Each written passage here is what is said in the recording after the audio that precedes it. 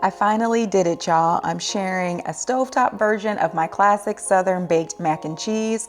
What's up, y'all? It's your girl Brandy from Stay Snatched, and for years, people have asked me for a simple version of a way to make mac and cheese, especially if you need a quick weeknight dinner. I am a classic baked mac and cheese girly. That's how I grew up making it. That's my favorite way to make it, but this stovetop version, don't sleep on it. It's creamy, rich, delicious.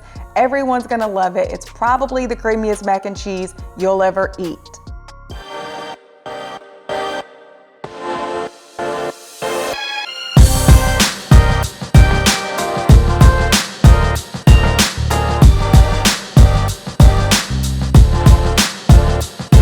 You're gonna start by boiling some water and your pasta on the stove. I'm using shells, you can use elbows, you can use corkscrew pasta, whatever you like. For this one, I went ahead and went with shells. One important step here is once that pasta is done boiling, save some of that pasta water. I like to save about a cup because once we're cooking our pasta, this is gonna come in handy to keep it nice and creamy. So here I am just using a ladle to take out some of that pasta water. For the cheese, I'm keeping it simple, y'all. Only 2 different types, but you can use 1 type if you like. I'm using some medium cheddar cheese along with Gruyere. Gruyere is the secret here. I am obsessed with Gruyere cheese these days because it gets things so rich, thick, and creamy. Then I have some heavy cream and some milk. Full measurement details of every ingredient I'm using can be found in the description box below. To get our roux, we're gonna need some unsalted butter, flour, and my spices. I'm using garlic powder, onion powder, salt, and pepper. Season this up any way you like. I even like seasoning it with Cajun seasoning from time to time. Do whatever you like. Again, I said this was a 1-pot recipe, but I'm being difficult and I wanna serve this in a cute little cast iron skillet, but that's just me. As always, do you. You can still cook this in the same pot that you use to boil the pasta.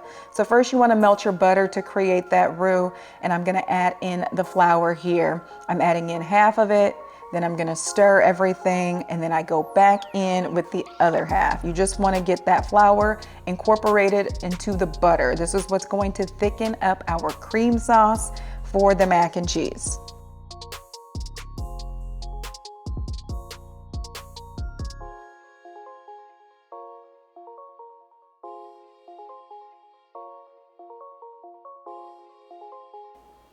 Going back in there with more flour. I always do this in stages because if you just toss all of that flour in there, everything is gonna clump up. It's gonna be harder to work with. And so just a little bit of patience here, adding it in stages and giving everything a stir.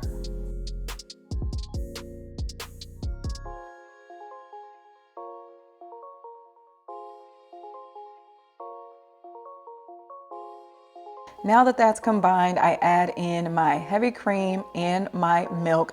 It's gonna look a little lumpy and clumpy here for just a little bit, but stir until everything smooths out like that. And then you go in with your grated cheese. Gonna add in that cheddar and that Gruyere. Then I'm gonna stir until everything is thick and creamy. You can even add in more cheese here if you like to get it thicker and creamier. It's really just up to you. You also can use different cheeses than the ones that I'm using here. The cheese that you use is directly gonna impact the flavor profile. If you want something with a nice cheese pull, like a mac and cheese with a lot of pull to it, then I recommend going in with some mozzarella. That's perfect for that. But like I said, I'm keeping it simple, using 2 of my favorites here, just cheddar and Gruyere. Gonna stir until this sauce is rich, creamy, a little velvety, just like that. Look at that drizzle, y'all. Oof, I absolutely love mac and cheese. One of my favorites to make. That's why I have so many recipes for it.